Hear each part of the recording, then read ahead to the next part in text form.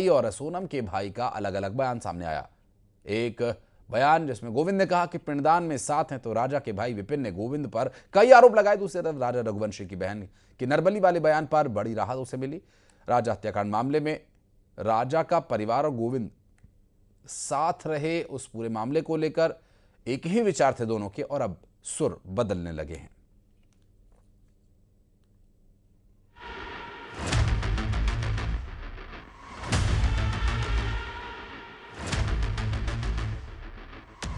कल तक राजा के परिवार और गोविंद के सुर एक साथ थे, लेकिन अब हकीकत कुछ और है। दोनों के सुर बदलने लगे हैं। कल तक राजा की मां के गले लिपटकर रोने वाला सोनम का भाई गोविंद साथ होने की बात कर रहा था, तो वहीं आज वो सोनम की तरफ से केस लड़ने की बात कर रहा है।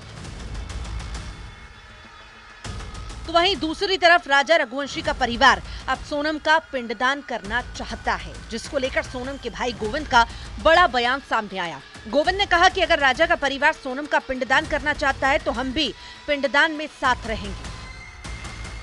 पिंडदान करना है तो ये कर सकते हैं और इनको पूरा अधिकार है, और हम पिंडदान में भी हम भी साथ में रहना चाहते हैं। गोविंद के बयान के बाद राजा के भाई विपिन रघुवंशी ने कहा कि सोनम का पिंडदान करना होता तो कर चुके होते। विपिन ने सोनम के भाई गोविंद पर भी आरोप लगाए कि गोविंद ने मेरे परिवार के भावना के साथ खेला है, जो भी वादे किए थे बहुत से वादे तोड़ दिए हैं। मारने के बाद में शादी करी है लास्ट से, जो कि पुलिस द्वारा ही मालूम पड़ रहा है अंदर है।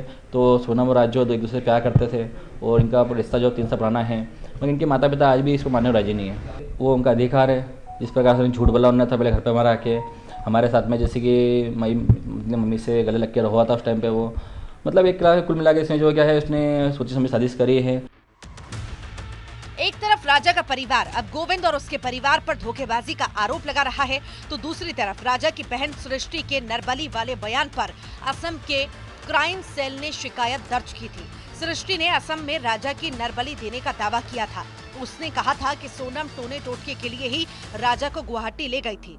असम पुलिस ने जो नोटिस सृष्टि को भेजा है, इसमें लिखा है, वर्तमान जांच में हमारे पास आपसे पूछताछ करने के लिए उचित आधार है। सृष्टि को पक्ष रखने के लिए गुवाहाटी बुलाया गया है। सूत्रों के मुताबिक पुलिस ने जांच के दौरान धार्मिक भावनाओं को आहत करने से जुड़ी धाराओं में केस दर्ज किया था, जिसके बाद सृष्टि अपने पोस्ट पर माफी मांग चुकी है। मेरे भाई ने सोनम रघुवंशी के साथ 7 फेरों के साथ 7 जन्म का वादा किया था, और आज वो 7 दिन नहीं रह पाई उसके साथ। ऐसा क्या किया था मेरे भाई ने जो उसको मार डाला। माफी के बाद सृष्टि पर असम पुलिस ने केस दर्ज नहीं करने का फैसला किया है।